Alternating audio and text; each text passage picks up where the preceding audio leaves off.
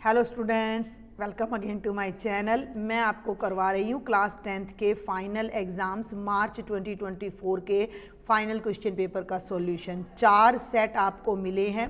मैंने ले रखा है सेट ए। सभी सेट्स में सभी क्वेश्चंस सेम हैं सिवाय एक क्वेश्चन के। क्वेश्चन नंबर 27 जो कि 3 मार्क्स का है, वो मैंने अभी सेट ए का आपको करवा दिया था लास्ट वीडियो में, जो कि था x² + 7x + 10 के शून्यक ज्ञात कीजिए। बाकी 2 सेट्स के भी, तीनों सेट्स के भी मैं जल्दी जल्दी आपको बता दूं कि सेट बी में आपको जो क्वेश्चन मिला हुआ है वो ये मिला हुआ है कि 6x² - 3 - 7x के शून्यक ज्ञात करो और शून्यकों और गुणांकों में संबंध स्थापित करो। तो 6x² ये -7x - 3 = 0 हो जाएगा। 6 × 18 और 9 में से 2 गए 7, तो इसके टुकड़े 9 और 2 बनेंगे। तो 6x² - 9x + 2x - 3 = 0। 3x लेंगे अंदर तो ये बनेगा 2x - 3 और 1 कॉमन लेंगे 2x - 3 = 0। तो इसके जो फैक्टर्स बनेंगे बेटा वो ये बनेंगे 3x - 3 1 मिनट 3x + 1 जो बीच वाली टर्म है ना 2x - 3 को कॉमन ले लेंगे और 3x + 1 = 0। तो x की वैल्यू 3/2 और -1/2 आएगी, जो कि आपके अल्फ़ा बीटा हैं। और यहाँ से जब आप कोफिशिएंट्स लोगे तो a6 यहाँ से लेना, a6 आएगा, b -7 आएगा क्योंकि x का कोफिशिएंट b होता है और c -3। और फिर आप रिलेशन अब अपने आप चेक कर लेना कि अल्फ़ा + बीटा होना चाहिए -b/a और अल्फ़ा बीटा c/a। तो बिल्कुल आसान सा ये हमारा क्वेश्चन था, आप वेरिफिकेशन खुद कर सकते हैं। अगर मैं बात करूं सेट सी की तो उसमें थोड़ा सा अलग था क्वेश्चन, और वो क्या क्वेश्चन था कि 2x² - 3x + p का एक शून्यक 3 है तो दूसरा शून्यक ज्ञात करो और p का मान ज्ञात करो। 3 इसका शून्यक है तो इसमें ना x की जगह आपने 3 रख देना था और = 0 कर देना। 3 × 3 = 9 दूनी 18 घटा 9 जमा p = 0। 18 में से 9 गए 9, उधर ले जाओ तो p की वैल्यू -9 आ जाएगी। अब आप इसमें p की वैल्यू पुट कर दो तो ये बनेगा 2x² - 3x - 9 = 0। 9 दूनी 18, मतलब हम गुणा करें तो 18 आए तो माइनस का 6 और प्लस का 3 है ना, 6 × 3 = 18 और -6 + 3। तो ये बच्चे आपके फैक्टर्स बन जाने थे और इनको सॉल्व करके आपका बन जाएगा 2x कॉमन x - 3 और 3 कॉमन x - 3। तो ये 2 आपके फैक्टर्स बनते 2x + 3 और x - 3 = 0। इससे तो 3 आ गया और इससे वैल्यू आ जाती -3/2, जो कि आपका दूसरा शून्यक हो जाता। और अब हम देखते हैं सेट डी में जो 27वां क्वेश्चन आया हुआ था। ये क्वेश्चन है 4x² - 4x + 1 के शून्यक ज्ञात करो और शून्यक और गुणांकों में संबंध की जांच करो। तो ये तो a हो गया 4, NCERT का क्वेश्चन है, b -4 और c 1। और इसके जब आप टुकड़े करोगे = 0 तो ये 2x - 1 का होल स्क्वायर बन रहा है। देख लो a² + b² - 2ab। तो x की 2 वैल्यूज 1/2 और 1/2 आनी थी, तो अल्फ़ा भी 1/2 था और बीटा भी 1/2। और फिर आपने इसके शून्यकों की और गुणांकों के बीच संबंध की जांच करनी थी। बाकी चारों सेट्स में सारा पेपर एज इट इज है। तो आज मैं सेक्शन डी स्टार्ट कर रही हूँ, जो कि अपना 32वां क्वेश्चन से स्टार्ट हो रहा है। तो ये है क्वेश्चन नंबर 32। 2 क्रमागत धनात्मक पूर्णांक ज्ञात कीजिए जिनके वर्गों का योग 365 है। Find 2 consecutive positive integers sum of whose squares is 365। Consecutive का मतलब 3 के बाद 4, यानी एक नंबर x है तो अगला मैंने x + 1 ले लेना है। दोनों का स्क्वायर करके जोड़ेंगे तो 365 आना चाहिए। x² + 1 + 2x = 365। इन दोनों को जोड़ोगे तो 2x² + 2x, 1 को माइनस करोगे 364, इधर लाओगे -364 = 0। अब मैं केवल इनके हिंट्स दे रही हूँ। 2 से सबको डिवाइड कर दो तो ये बन जाएगा -182 और इसके फैक्टर बच्चे 14 और 13 बनेंगे। तो ये बनेगा x + 14 और x - 13। इज इक्वल टू 0, तो x की एक वैल्यू तो -14 आएगी और एक 13, इसको कैंसिल कर देंगे क्योंकि पॉजिटिव चाहिए, तो x 13 हो जाएगा और दूसरा नंबर x + 1 14 हो जाएगा और ये हमारा आंसर आ जाएगा। अब इसकी चॉइस देखते हैं। चॉइस में क्या कहा गया है, इस समीकरण के विविक्तर ज्ञात कीजिए। तो मेरी बात सुनो, इस find the discriminant of the equation. तो आपकी जो इक्वेशन है उसके राइट साइड में ऑलरेडी 0 है, तो मैं प्रेफर करूंगी कि आप पहले इसका 3 LCM ले लीजिए। 9x की 2 -6x = 1 = 0 और ये आपकी इक्वेशन बन गई। a 9 है, x² का कोफिशिएंट, b -6 है और c 1 है। विविक्तर यानी कि डिस्क्रिमिनेंट। तो भाई डिस्क्रिमिनेंट क्या होता है हमारा, डिस्क्रिमिनेंट होता है b² - 4ac, b है -6 और -4, a 9 और 1 6, 36 और 36 0 आ गया, डिस्क्रिमिनेंट 0 आ गया। तो कहता है मूलों की प्रकृति ज्ञात कीजिए। जब हमारी d की वैल्यू 0 होती हैं तो दोनों के दोनों रूट्स इक्वल होते हैं, 2 इक्वल रूट्स, 2 समान मूल, और यदि वे वास्तविक है तो उन्हें ज्ञात करो। तो वो रूट बन जाएंगे -b + -d का √2a। तो -b कहाँ है, माइनस का 6 है और एक माइनस पहले से, जमा का 6, जमा घटा 0, 2/9 ना 2a यानी 2 × 9, तो ये आ गया 6। देखो मेरी बात सुनना, 6 + 0/2 = 18 और 6 - 0/18, तो दोनों रूट 6/18 ही आएंगे, यानी कि 1/3 और 1/3। ठीक है, इक्वल मैंने पहले ही बोल दिया है। 33वें पर आ जाओ। 90 सेंटीमीटर लंबाई वाली लड़की बल्ब लगे खंबे के आधार से परे 1.2 मीटर प्रति सेकंड की चाल से चल रही है। Girl of height 90 centimetre is walking away from the base of a lamp post at the speed of 1.2 metre per second. ठीक है, अगर बल्ब भूमि से 3.6 मीटर की ऊंचाई पर, तो 4 सेकंड बाद लड़की की छाया की लंबाई ज्ञात करो। If lamp is 3.6 metre above the ground, find the length of her shadow after 4 seconds। किस तरह का डायग्राम है, पहले उसको समझने की कोशिश करते हैं डायग्राम को, कि ये एक खंबा है और यहाँ से लड़की ये जा रही है ऐसे बार बार, और ये इनके बीच की डायगोनल डिस्टेंस है। ठीक हो गया, समझ गए बात को। तो अब मेरी बात सुनो, AB एक खंबा है और यहाँ पर बल्ब लगा हुआ है और ये 3.6 मीटर की हाइट पर है। लड़की ने यहाँ से चलना शुरू किया और यहाँ तक आ गई। मान लो ये पॉइंट B है, ध्यान से सुनना। गर्ल की जो हाइट है वो 90 सेंटीमीटर है, तो गर्ल की हाइट भी यहाँ मैटर करती है। ये हम इसको उसी से ले लेते हैं, ये ले लिया, मान लो मैंने, यहाँ पर लड़की है, ठीक है, इसको भी ले लो। तो अब लड़की की जो हाइट है ना वो 90 सेंटीमीटर है, मेरा बाकी सारी चीज़ें मीटर में हैं, तो मैं इसको भी मीटर में बदल दूंगी, तो ये अपनी 0.9 मीटर आ जाएगी। क्लियर हो गया। लड़की यहाँ से यहाँ तक जो चलकर आई है, लड़की ने यहाँ से चलना शुरू किया था और लड़की ने यहाँ से चलना शुरू किया था और B तक आई है, ध्यान देना, उसकी जो स्पीड है वो 1.2 मीटर प्रति सेकंड है और 4 सेकंड, यहाँ से A से B तक आने में 4 सेकंड लगाए हैं। अब 1 सेकंड में वो 1.2 मीटर जा रही है, तो 4 सेकंड में 12 चौक 48, 4.8 मीटर जाएगी। तो A से B की जो डिस्टेंस है वो 4.8 मीटर है। बी हम यूज कर चुके हैं बच्चे, तो इसको आप कोई और नाम दे दो, डी नाम दे दो। क्लियर हो गया। और डी से सी की डिस्टेंस को एक्स मान लो। आपने लड़की की शेडो की लेंथ निकालनी है, तो ये लड़की की शेडो है। अब आप ध्यान से देखेंगे, एक हमारे पास 2 राइट एंगल्ड ट्रायंगल है, मान लो इसका नाम ई रख दे, तो एक तो है ट्रायंगल DEC और एक अपना मेन है ट्राइंगल ABC। दोनों के दोनों सिमिलर हैं। क्यों सिमिलर हैं? क्योंकि इसमें एंगल A 90 है और इसमें एंगल D और C एंगल दोनों में कॉमन है। और जब 2 ट्राइंगल सिमिलर होते हैं तो उनकी कोरस्पॉन्डिंग साइड्स की रेशो, संगत भुजाओं का अनुपात बराबर होता है।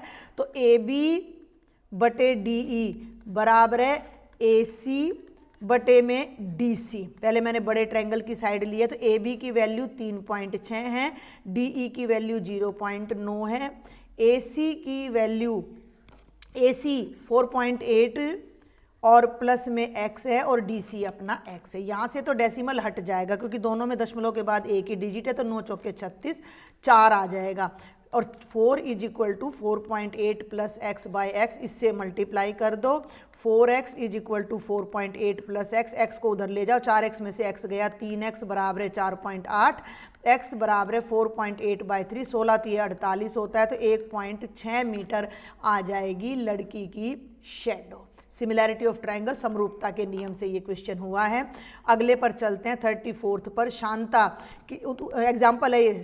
शांता किसी शेड में उद्योग चलाती है। शेड का एक घनाभ का आकार है जिस पर एक अर्धबेलन आरोपित है। नीचे तो ये घनाभाकार है और ऊपर इस तरह का एक आधा बेलन काटकर टीन की सी मतलब छत डाली गई है। ठीक है, शेड की आधार की विमाएँ 7 गुणा 15 है, ये 7 है, लंबाई चौड़ाई लगा लो, लंबाई 15 लगा लो, तो घनाभाकार भाग की ऊंचाई 8 मीटर है और ये ऊंचाई 8 है। समझ में आ गई बात? यानी कि जो घनाभाकार भाग है उसकी लंबाई 15 मान लें, चौड़ाई 7 मान लें, तो ऊंचाई 8 मीटर है। ये कहानी हो गई।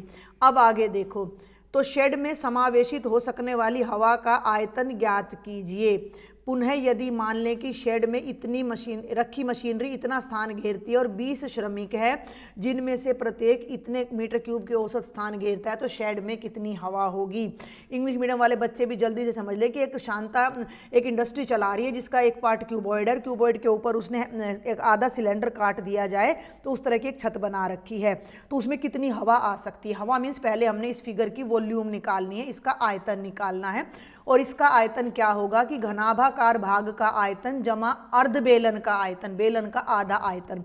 समझ में आ गई बात? हवा का आयतन, हवा कितनी है, तो घनाभ का आयतन वॉल्यूम ऑफ क्यूबॉइड, ध्यान से देख ले, मैं दोनों मीडियम में समझाने की कोशिश कर रही हूँ, और प्लस जो बेलन का जो आयतन होगा हाफ ऑफ उसका हाफ हो जाएगा क्योंकि आधा बेलन है। अब बेलन के बारे में तो हमने बात ही नहीं की है कि बेलन की ऊंचाई और त्रिज्या कितनी है, तो ये जो 15 है, ये जो 15 है बच्चे, ये तो बेलन की ऊंचाई है, h इज 15 मीटर, और ये बेलन के व्यास का आधार है 7, तो बेलन का रेडियस हो जाएगा 7/2। तो सारी की सारी डायमेंशंस आपके सामने हैं। फॉर्मूला रखो यहाँ पर। घनाभ का आयतन होता है लंबाई गुणा चौड़ाई गुणा ऊंचाई, और बेलन का आयतन अपना होता है पाई r स्क्वेयर। इसको कैपिटल H ले लो, बेलन के आयतन को ना कैपिटल H ले लो, नहीं तो गड़बड़ हो जाएगी, हम बार बार भूल जाएंगे। ये आ गया। अब सबकी वैल्यू रख दो, 15 गुणा 8 गुणा 7 जमा 1/2, पाई उसने ऑलरेडी बोल रखा है 22/7, रेडियस 7/2 है, स्क्वायर करोगे 49/4, और ऊंचाई कितनी है 15। ये कैलकुलेशन, ये डेसिमल नहीं, 15 8 120 और 12 7 84, तो ये तो आ गया 840। अब ये कट रहा है 7 7 49, और 2 से ये कट गया 11, और ये हमारा आ जाएगा 11 7 और 15 और बटे में 4, 15 7 105, 105 को 11 से करोगे तो 11 5 55 और 11 और बटे में 4। ठीक है, तो ये आ गया 840 जमा 4 दूनी 8, 11 में से 8 गए 3, 4 8 32, 5 में से 2 गए 3, 4 8 32, 4 7 28 और 4 5 20। इन दोनों को जोड़ दो तो 8 8 और 4 12, 1128.75 मीटर क्यूब आयतन है उस गोदाम का, उस इंडस्ट्री वाले एरिया का। तो ये हमारे क्वेश्चन का फर्स्ट पार्ट हो जाता है। अब इसको थोड़ा सा यहाँ आ जाओ। अब देखो इसके अंदर अब क्या है, मशीन भी रखी हैं, आदमी भी हैं, उनके बाद कितनी हवा बचती है, तो वो मशीन कितनी जगह घेर रही है 300 मीटर क्यूब, ये तो अलग हो गया। 20 श्रमिक हैं, 20 लेबर है, एक लेबर इतनी जगह घेर रहा है, तो 20 लेबर कितनी जगह घेरेंगे 20 × 0.08, 20 8 होता है 160। ठीक है, 20 8 160, डेसिमल के बाद 2 डिजिट है, तो ये लगभग 1.66 मीटर क्यूब जगह घेरेगा। अब सुनो, 300 मीटर क्यूब ये है, मशीनों ने घेर ली जगह, 1.6 मीटर क्यूब आदमियों ने घेर ली, तो टोटल हो गया 300 + 1.6 यानी कि 301.6 मीटर क्यूब तो मशीनों ने और लेबर ने घेर ली, तो जगह कितनी बची। तो अब इसमें से इसको माइनस कर देंगे तो जो स्पेस बचता है शेड में वो हवा के लिए मिल जाएगा, तो हवा कितनी रहेगी 1128.75, और 301.6 है तो यहाँ 0 आ जाएगा, 5 7 में से 6 गए 1, 7 2 827.15 मीटर क्यूब। तो बिल्कुल भी मैं इसको मुश्किल क्वेश्चन नहीं कहूँगी, बहुत ही आसान सा क्वेश्चन था। इसी में इंटरनल चॉइस दी गई है, ये भी बेहद आसान है। क्या कहता है कि आकृति में दर्शाया गया सजावट, मैं फटाफट बता देती हूँ। दो फिगर है, नीचे घन है यानी एक डब्बा और उसके ऊपर एक अर्धगोला उल्टा रखा गया, दो ठोसों से मिलकर बना, ऊपर घन है एक अर्धगोला। इंग्लिश मीडियम वाले बच्चे देख ले, क्यूब है, क्यूब के ऊपर एक हेमिस्फीयर को उल्टा रखा गया है। ये फिगर आपके सामने है। ये फिगर कुछ इस तरीके से होनी चाहिए थी, वैसे यूं, और ये केवल अर्धगोला है। इसके ऊपर अर्धगोला है तो वो नीचे से ऐसे होगा। सुनो मेरी बात ध्यान से, मैं एक बार फिर से, मैं कोई ज़्यादा मैं ये नहीं कह रही कि भी मैं बहुत बढ़िया डायग्राम यहाँ आपको बना के दे रही हूँ, बट मैं बता रही हूँ कि जो अर्धगोला इसके ऊपर आप रखोगे तो वो नीचे से तो ऐसे गोल होगा और ऊपर से ऐसे होगा। तो उसके चारों तरफ से ये जगह मुझे मिलेगी यहाँ पर, समझ रहे हो। ब्लॉक का आधार 5 है यानी बेस एज 5 सेंटीमीटर है और किनारे वाला एक घन है और ऊपरी लगे अर्धगोले का व्यास 4.2 है। ये व्यास 4.2 है। ब्लॉक का संपूर्ण पृष्ठीय क्षेत्रफल ज्ञात कीजिए। बहुत ध्यान से समझने की चीज़ है कि ये भी दिखेगा, ये भी दिखेगा, ये भी दिखेगा, ये भी दिखेगा और ये भी, और ऊपर से ये भी। तो हम इसका जो संपूर्ण पृष्ठीय क्षेत्रफल होगा वो बहुत ध्यान से समझेंगे। घन का संपूर्ण पृष्ठीय क्षेत्रफल जमा, अब ये गोला अर्धगोला मुझे ऊपर से दिखाई दे रहा है ऐसे, तो इसका वक्र पृष्ठीय क्षेत्रफल, तो यहाँ हम लिखेंगे अर्धगोले का वक्र पृष्ठीय क्षेत्रफल। लेकिन अर्धगोले ने जो ये जगह घेर ली ना भाई, देखो ऊपर वाला सरफेस ऐसा है, घन का ऊपर वाला सरफेस ऐसा है और इसका मैंने सारा एरिया जोड़ दिया, तो मैंने तो ये सारा जोड़ दिया, लेकिन इसके ऊपर तो ये कटोरा उल्टा रखा हुआ है, तो ये जो अंदर वाली जगह ये तो छिप गई, ये तो मुझे दिखाई नहीं दे रही, तो ये मुझे हटानी पड़ेगी। तो यहाँ लिखेंगे अर्धगोले के आधार का क्षेत्रफल इसमें से माइनस हो जाएगा। ये चैप्टर मेरे चैनल पर अपलोड है, आप वहाँ से भी इसको अच्छे से समझ सकते हैं। तो घन का जो संपूर्ण पृष्ठीय क्षेत्रफल है वो होता है 6 गुणा भुजा का वर्ग। अर्धगोले का वक्र पृष्ठीय क्षेत्रफल होता है 2 पाई आर स्क्वेयर और उसमें से पाई आर स्क्वेयर माइनस हो जाएगा, तो 6 1 2 जमा पाई आर स्क्वेयर। अब ए साइड है जो कि 5 है, आर रेडियस है जो कि 4.2/2 यानी 2.1 है। तो ये दोनों वैल्यू आपने यूज करके इसको सॉल्व कर देना है।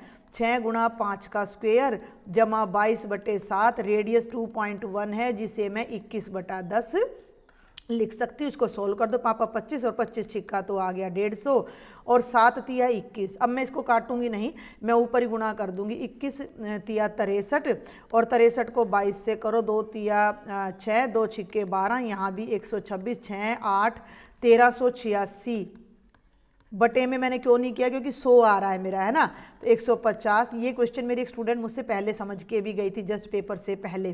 तो 163.86 देख लो मीटर स्क्वायर है या सेंटीमीटर स्क्वायर है, जो भी है उसमें आपने सेंटीमीटर स्क्वायर है तो उसमें आपने इसको अपना राइट कर देना है। ये हमारा संपूर्ण पृष्ठीय क्षेत्रफल आ जाएगा।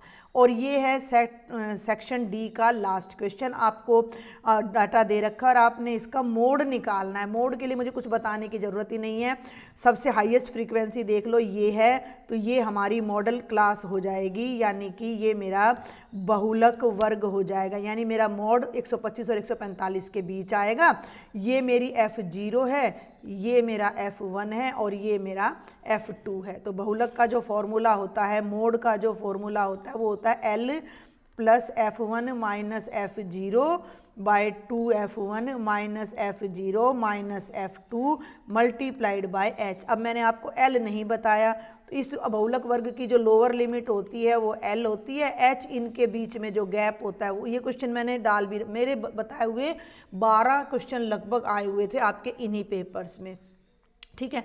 तो आगे चलते हैं। तो मोड हो गया L यानी कि 125, F1 कितना है 20, उसमें से F0 माइनस कर दो, F1 का दुगना करोगे 40, F0 13, F2 14 और इसको गुणा कर दो 20 से। इसकी कैलकुलेशन कर लेना जो भी आपका आता है, तो ये बनेगा 125 जमा 7 बटे, देखो 40, 13 14 हो गए 27, 40 में से 27 गए तो 13 बच जाएगा और गुणा में ये आ गया 20। अब मैं इसको यहीं छोड़ दूंगी, ये आ गया 140/13, इसको भाग कर लेना था आपने, 13 एकम 13, एक ना जाने 10 पॉइंट समथिंग आएगा, तो ये 135 पॉइंट समथिंग आपका आ जाएगा। कैलकुलेशन आप खुद करेंगे। और अब रह जाता है मेरा सेक्शन ई, जो कि मेरे 3 केस स्टडी क्वेश्चन जिसमें मेरे आ जाते हैं। पहला क्वेश्चन मेरा एपी से है। टीवी सेटों का निर्माता तीसरे वर्ष में 600, 7वें में 700 टीवी सेटों का उत्पादन करता है, ये मानते हुए कि प्रत्येक वर्ष उत्पादन समान रूप से बढ़ रहा है, पहले वर्ष का, 10वें वर्ष का, 7 वर्ष में या 10 वर्ष में। A manufacturer of TV produce 600 sets in 3rd year. मान लिया कि वो पहले साल में ए टीवी बनाता है और हर साल डी नंबर ऑफ टीवी बढ़ाता है, तो 3rd ईयर का मतलब 3rd टर्म आपको दे रखी है 600, जिसका फॉर्मूला होता है a + 2d। और बेटा जी 700 सेट बनाता है 7वें साल में, यानी कि A7 आपको दे रखा है 700, ये फॉर्मूला होता है A + 6d। बस इसको सॉल्व करना है, माइनस माइनस माइनस, ये कट गया, -4d बराबर है माइनस का 100, माइनस से माइनस कट गया, d की वैल्यू आ जाएगी 100/4 यानी 25, यानी हर साल वो 25 टीवी का प्रोडक्शन इंक्रीज करता है। और अब इस वैल्यू को किसी भी एक इक्वेशन में रख दो तो आपकी a की वैल्यू आ जाएगी। तो ये हो गया a, 2d कितना हो गया, 25 दूनी 50 बराबर है 600, 50 उधर जाके घटेगा तो a की वैल्यू 550। अब ये क्या पूछ रहा है, प्रथम वर्ष में उत्पादन, the production in first year, तो a तो हो गया 550।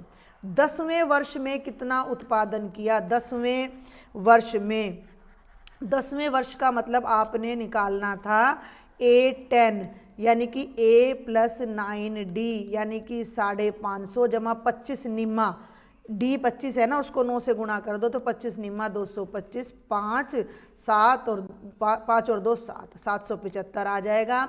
लास्ट में 2 पार्ट है, किसी एक का आपने आंसर देना था। प्रथम 7 वर्षों में कुल उत्पादन, यानी यहाँ आपने बेटा जी S7 निकालना था, कितना, ये मैं यहाँ से इरेज करके यहीं पे करा देती हूँ आपको। S7 आपने निकालना था, तीसरे पे आ जाओ। S7 का मतलब हो गया 7/2, 2a, a है 550, 550 का दुगना करोगे तो 1100, फॉर्मूला याद है भाई, Sn का फॉर्मूला होता है n/2, 2a + n - 1 × d, तो 7/2 + 1100, n 7 है तो यहाँ 7 में से 1 गया 6 गुणा 25, बस ये सॉल्व करना था। 7/2 1100 जमा 150, इसको फिर सॉल्व कर दो, 0 5 1250, 2 छिक्के 12, 2 दूनी 4, 2 5 7 5 35, 3 7 दूनी 14 और 3 17, 1 7 छिक 42 और 1 4375। और ये मैं आपके लिए छोड़ रही हूँ 10 वर्षों में कुल उत्पादन, तो S10 आपने निकालना था। तो ये बहुत ईजी सा केस स्टडी था। अब अगला केस स्टडी उससे भी ज़्यादा इजी है। एक सोसाइटी में, वेलफेयर सोसाइटी में पार्क के लिए बिजली के 3 खंभे लगाए, शायद सैंपल पेपर में दे रखा था। 3 खंभे हैं, पार्क में कुछ हिस्सों में अभी भी अंधेरा है, तो एक खंभा डी और लगाना है। तो ये बहुत ही इंग्लिश मीडियम वाले बच्चे भी देख ले कि 3 पिलर लग रहे हैं, एक ए लग रहा है, एक बी लग रहा है, एक सी, इन पे लाइट जल रही है। तो आपने खंभे, पहला प्रश्न देख लीजिए, सी की स्थिति बतानी है, पोजीशन ऑफ सी, तो सी की पोजीशन हो जाएगी 7,4, ठीक है। तो ये पहले प्रश्न का उत्तर है 7,4। पार्क के कोने ओ से खंभे बी की दूरी ज्ञात कीजिए, ये ओ है और ये बी है, बी की पोजीशन देख लो 7 और 9 है, सुन लो मेरी बात ध्यान से, और इन दोनों के बीच की डिस्टेंस, ओ से बी की डिस्टेंस देख लेना, ये है, यानी कि हमने असल में क्या निकालना है, ओ बी निकालना है, हमने असल में ओ बी निकालना है। ओ का मतलब है 0 0 और बी का मतलब है 7,9, दोनों के बीच की डिस्टेंस हो जाएगी 7 का स्क्वायर जमा 9 के स्क्वायर का अंडर रूट, 9 निम 81, 9 और 1 10, 8 और 4 12 और 1 13, 130 का अंडर रूट आ जाएगा सेकंड पार्ट का आंसर। अब हम ले लेते हैं अपना थर्ड पार्ट की, चौथे खंभे डी की स्थिति ज्ञात कीजिए यदि चारों मिलकर एक समानांतर चतुर्भुज बना रहे हैं। तो मैं पहले यहाँ एक समानांतर चतुर्भुज बना ही देती हूँ और उसको हम नाम दे देते हैं ए बी सी डी।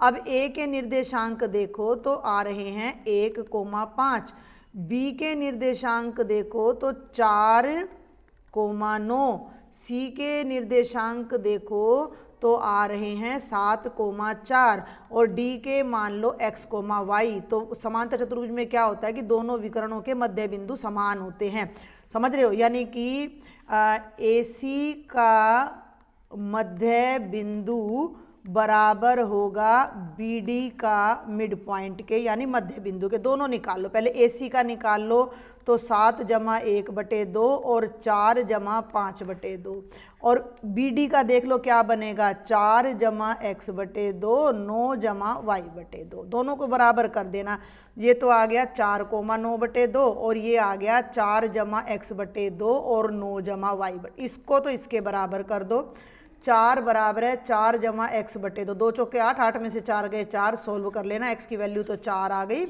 और जब इसको सोल्व करोगे 9/2 is equal to 9 plus y/2 से 2 कटेगा, 9 उधर जाके 0, तो 4,0 आपका चौथा पॉइंट आ जाएगा। आप इसको यहाँ चेक भी कर सकते हो, 4,0 पे चेक करो और इनको मिला के देखो क्या ये एक समानांतर चतुर्भुज बन रहा है। बिल्कुल बनेगा, ये देखो A को B से मिलाएंगे और B को C से, तो बन जाएगा ना समानांतर चतुर्भुज। तो ये D की वैल्यू आएगी। इसी में इंटरनल चॉइस दी गई है कि बिंदुओं A और C के बीच की दूरी ज्ञात कीजिए। A के कोऑर्डिनेट्स फिर से ले लो 1,5, C के कोऑर्डिनेट्स ले लो 7,4 और AC की दूरी क्या हो जाएगी, x2 माइनस x1 का square plus y2 minus y1 के स्क्वायर का अंडर रूट, 7 में से 1 गया 6, 36 और 1 और ये अंडर रूट 37 आपका आ जाएगा। और अब जल्दी से देखते हैं अपना लास्ट के स्टडी क्वेश्चन। इंग्लिश मीडियम वाले बच्चे यहीं से समझ लेंगे, मैं साथ साथ इसको रीड आउट करती जा रही हूँ।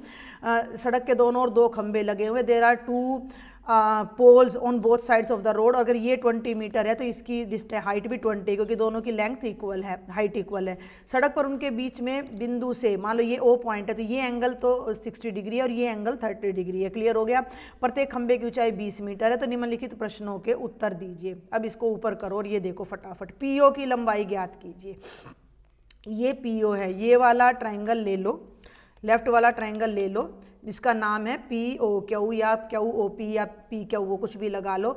ये परपेंडिकुलर है और ये निकालना है बेस है और एंगल 60 है। तो परपेंडिकुलर और बेस से क्या होता है, टेंजेंट 60, ठीक है। और टेंजेंट 60, तो टेंजेंट 60 का मतलब हो गया 20/PO। टेंजेंट 60 हो गया √3, 20/PO इधर ले जाओ, √3PO इज इक्वल टू 20 और PO इज इक्वल टू 20/√3, जिसको आप रैशनलाइज करोगे तो 20√3/3 PO आ जाएगा। अगला पार्ट देखो, RO निकालो। तो सेम ऐसे ही आपने RO निकालना है 30 डिग्री का एंगल लेकर। ये 20 मीटर है, इसको मैं अंदर की तरफ लिख देती हूँ। तो अब मैं करवा रही हूँ second part, tangent 30 is equal to 20/RO, tangent 31/√3 is equal to 20/RO और RO आ जाएगा 20√3। तीसरे पे आ जाओ, सड़क की चौड़ाई ज्ञात करो। तीसरे का जो पहला पार्ट है A, सड़क की चौड़ाई कितनी है, P से R तक है, सड़क की चौड़ाई हो गई PR जो कि बन गया PO प्लस RO। PO की वैल्यू भी आपके पास है और RO की भी वैल्यू, ये PO की वैल्यू है 20√3/3 और RO की वैल्यू है 20√3/1। LCM ले लो, 3 उधर जाएगा तो ये बनेगा 20√3 जमा 60√3/3 जो कि 80/3√3 मीटर आ जाएगा। और लास्ट है, यदि खंबे PQ द्वारा बनाया गया उन्नयन कोण 45 डिग्री हो। मैं एक बार इसको इरेज कर दूं और फिर दिखाती हूँ। ये कहता है कि PQ पिलर ने, PQ ने, ये PQ है, इसने जो ये एंगल अगर 45 डिग्री बनाया होता तो PO की लंबाई 20 आ जानी थी। क्यों आ जानी थी देख लो, टेंजेंट 45 हो जाता PQ/PO, 1 is equal to 20/PO, tangent 45 1 होता है, क्रॉस मल्टीप्लाई करोगे तो PO की वैल्यू 20 आ जानी थी। तो ये आपका इंग्लिश मीडियम में वही सेम स्टेटमेंट थी, कुछ भी नहीं था। तो बेटा जी, this was the complete solution of your March 2024 question paper of all codes A, B, C and D। ठीक है, अगर आपको मेरे लेक्चर्स अच्छे लगे हैं, आज तक हेल्पफुल लगे हैं, 11th में आप मैथ्स ले रहे हैं तो चैनल पर बने रहें और ज़्यादा से ज़्यादा स्टूडेंट जो अब 10th में आए हैं उनको शेयर करें, सब्सक्राइब जरूर करें। Thank you.